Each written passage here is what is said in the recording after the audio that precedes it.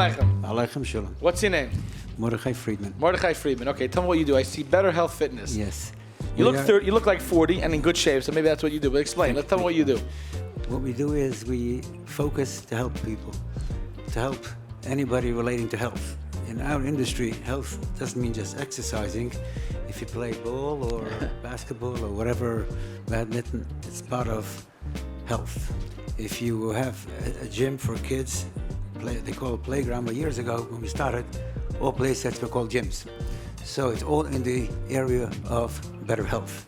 Now people look at a playground as just jumping around, but it is. So again, to describe your business, you install playgrounds. We sell gym equipment, whatever goes into the gym, it's a pegboard climber or if it's a wall pad or whatever it takes to furnish. That include like weightlifting machines and treadmills correct, and stuff like that? Yes, correct. Okay. And then we sell playground equipment as part of a play gym set. That's the second. So the third. First one is actual fitness equipment, bicycle, elliptical, right, and treadmill. And then the second thing is furnishing a gym in a school. It only applies to commercial establishment. Third one is making playground for kids all over. Beautiful. So when did you start this company? When we started? When did you start this? Your company, right? Yeah, correct. When did you start? 46 years ago. Nice. First of all, and congratulations for having something going around so long. Yes. How many people work in your company today? 11 or 12. Beautiful. First of all, keep a business consistent for 45 years is amazing successful. Most workers are over 30 years. All the workers, including the installers. Office people, you still have the same lady in the office? Yeah, she's there over 30 years. It's amazing lesson. First of all, people make a mistake and they believe that you have to have many employees to be successful. Correct. I not necessarily think it's true. I think if you know what you're doing, you can do what you do. So describe to me your business pitch, right? You're coming to a place that not necessarily has a gym. Like, what's your angle? First, let's discuss this angle here. We're here to teach, to elevate the market of fitness relating to commercial that's going to bring more income for the developer or the owner. Either it's going to be a spike in the rent, or he'll be able to rent everything. I'll tell you a short story. But years ago, I had a major client in New Brunswick, New Jersey. He was building a small village, 750 individual units, and he made a nice gym. And then a year later, I met him. And I'm in shul, actually at a banquet. I asked him, how is my gym doing? He says, who cares about a gym? I was trying to get a gym to sell all the units. It's all sold. I don't care if the gym is still here. It's interesting because the gym membership is the classic thing that people think about that they subscribe to and they don't end up using it, right? It's an amenity. It's an investment. Right. You have a gym, right? It's the same thing as somebody has a swimming pool. Maybe nobody uses it, well, maybe 5 people a week, but it's an incentive. It's interesting because, if you think about the classic apartment building in Brooklyn, they do not overall have gyms. All the new ones have. Every new structure that goes down, 95% puts in an amenity. Oh, they advertise they have a gym. That's an interesting thing. Yeah. And again, I'm assuming you have competition in the industry, right? We have always competition in every industry, but limited competition. For years, I was the only front person in the industry. And when we started, we actually catered only to non-Yidden because non-Yidden didn't think on those lines. But now it changed around. People couldn't believe that a firm person could stand in this market that nobody ever heard of anybody selling fitness equipment. People as of today, people say, a firm person sells exercise equipment. By the way, it's maybe not common today, but I can totally see a shul putting in a gym, right? The island would love to come to shul. If you have a nice gym, with the mikveh, the island would come. I offered the shul that I daven with to put in a free gym, and the Rav Zangezinti Stark said, people have to know when they come to shul, they can make the daven. Even if they don't daven, they can't even. I hear that. That's a good answer.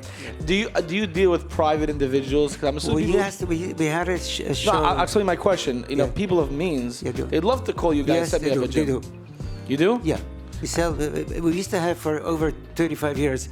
35 years we had actually in Borough Park a showroom. But it was handled by my son, Oliver Sholem. He passed away 11 years ago, so I couldn't handle the retail business. That's terrible. I'm sorry. How old was your son? He's 41 years old. Oh, wow. 8 children. Yeah. I'm sorry. There's no words to say that. Yes. But so now we focus we have people in commercial, separate people for playground, separate people for gym. It's not the same people. If you call the office, I want your son. I want to talk about this for a second, even though it's not the gist. Your son worked with you in the business? Yes. So one of the things I just interviewed a guy who has his son was very sick, and one of the things that people don't talk about a lot of business, I think to give a chizuk to a lot of people is, people, you have to be a businessman, you have to be perfect. Life is not perfect. No. And to overcome a tragedy like that and stay in business is a very hard thing. There's no words, but what advice would you give to people that went through a tzara that they can't imagine to try to keep their head up and still work? What advice would you give to people? Very simple. Get involved in Sefer Chayvus Halvavos. Every day, guarantee you wouldn't have any pressure. Did you really delve into that afterwards? Yes, on a daily basis. And I don't have stress.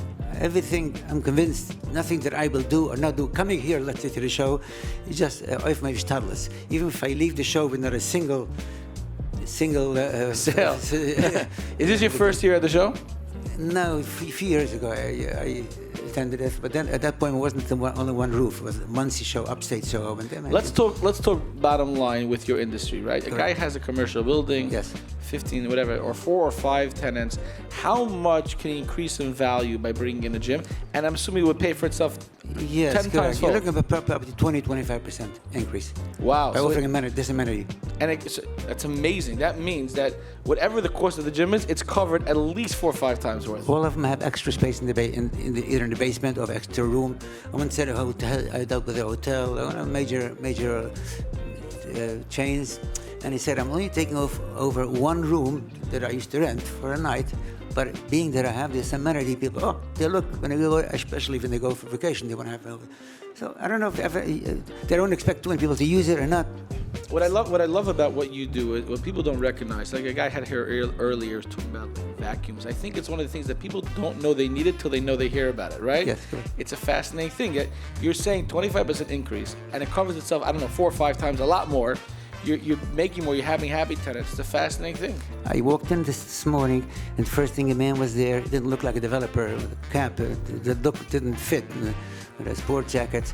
And he asked me, why would I put in a gym? I said, you have empty. He said, it's a developer. Empty apartments or empty warehouse. Where it doesn't apply.